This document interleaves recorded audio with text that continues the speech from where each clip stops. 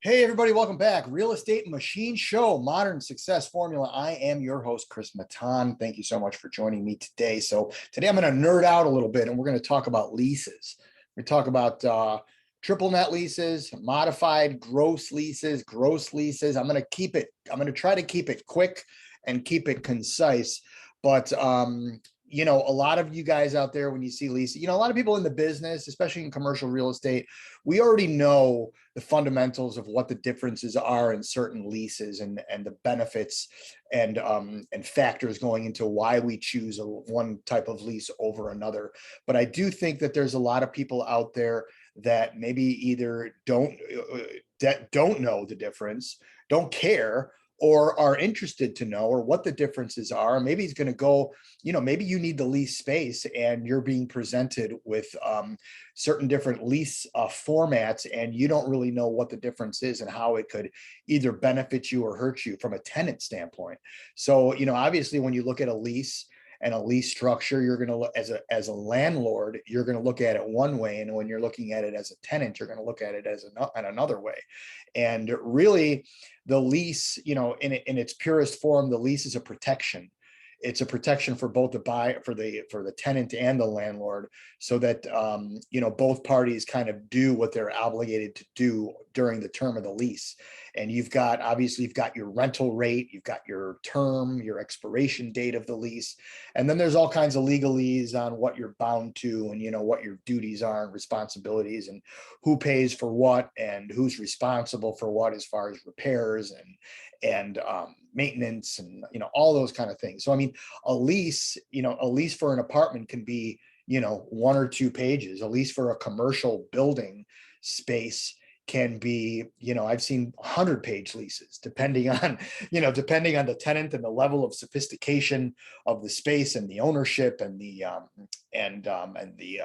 obligations and whatnot.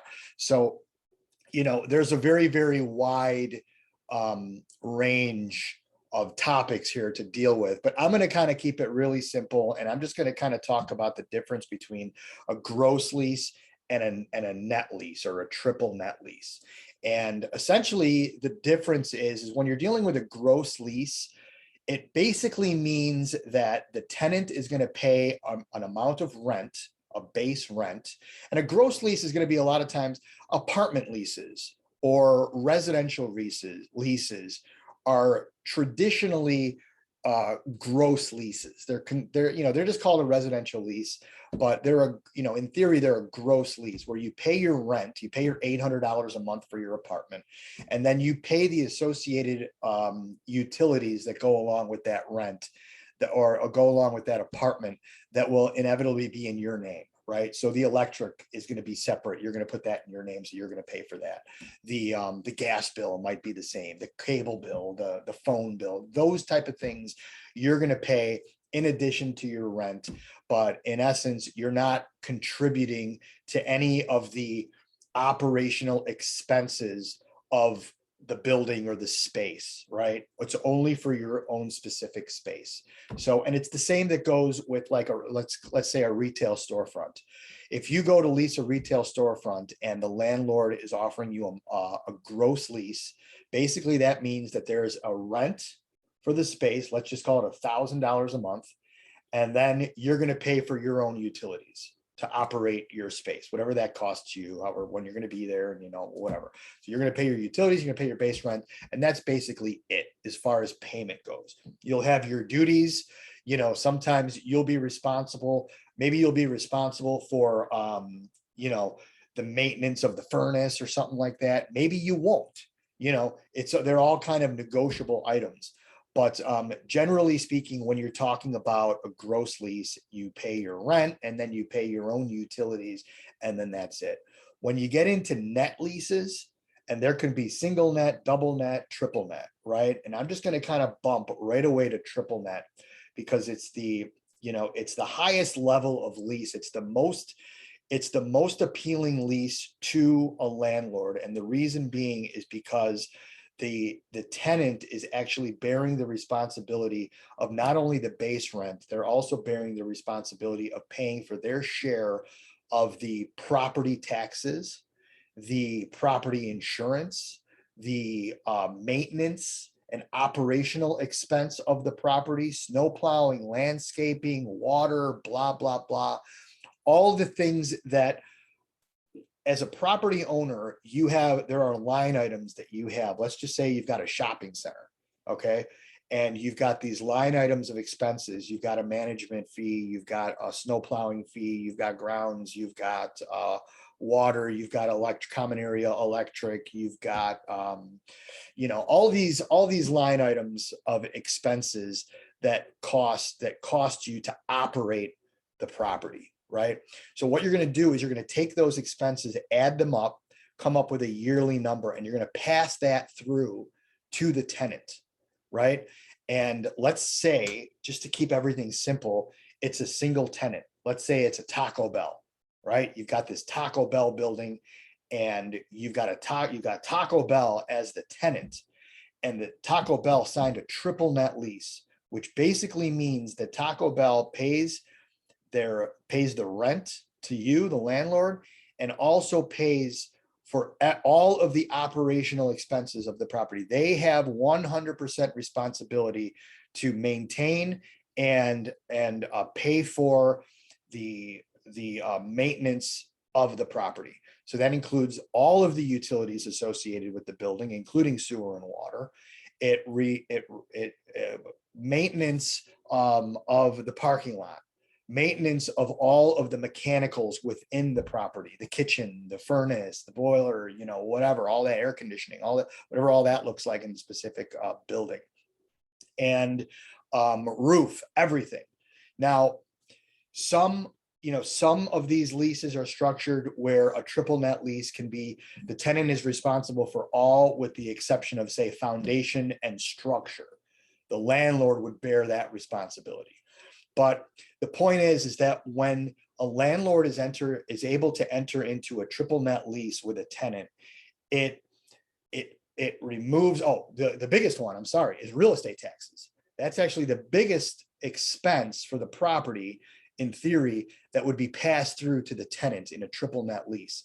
And the major point of that is that what it does is that it kind of hedges the bet for the landlord, where the expenses, because the expenses may rise, the tenant is going to bear that responsibility. So it's going to be able to stabilize a snapshot of net income for the owner, right?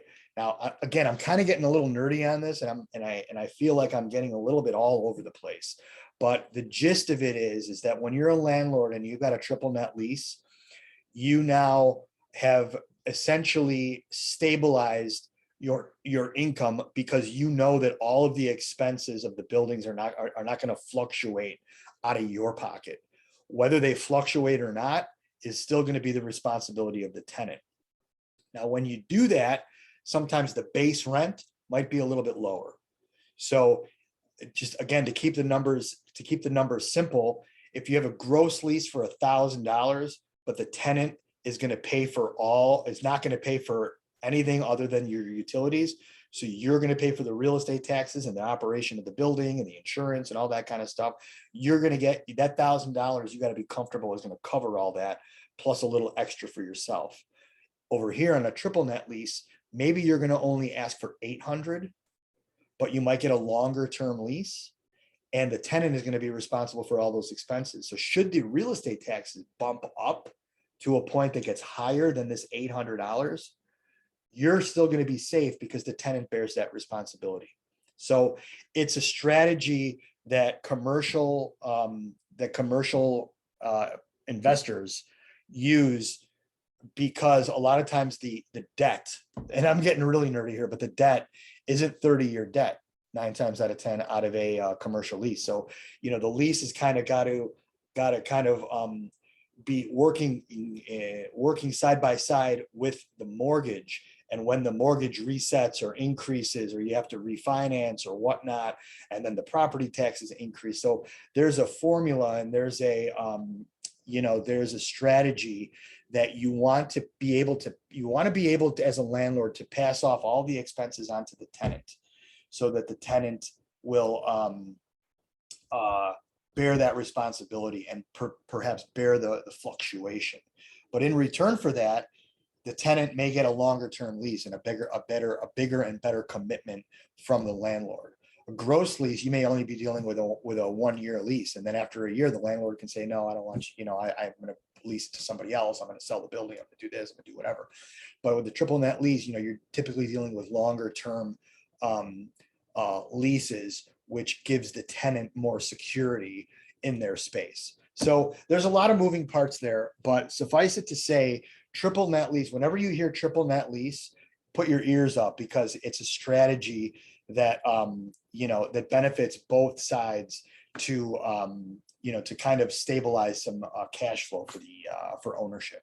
So anyway, I hope that was not too convoluted. If you have any questions, put them down in the comments there, or give me a call, shoot me an email, a Facebook message, anything that you want. I'd be happy to talk through some of this. And if you're looking for investment property, also hit that subscribe button, reach out to me, and I'd love to be able to help you and maybe help you achieve some of those real estate goals. Have a great day, everybody. See you soon.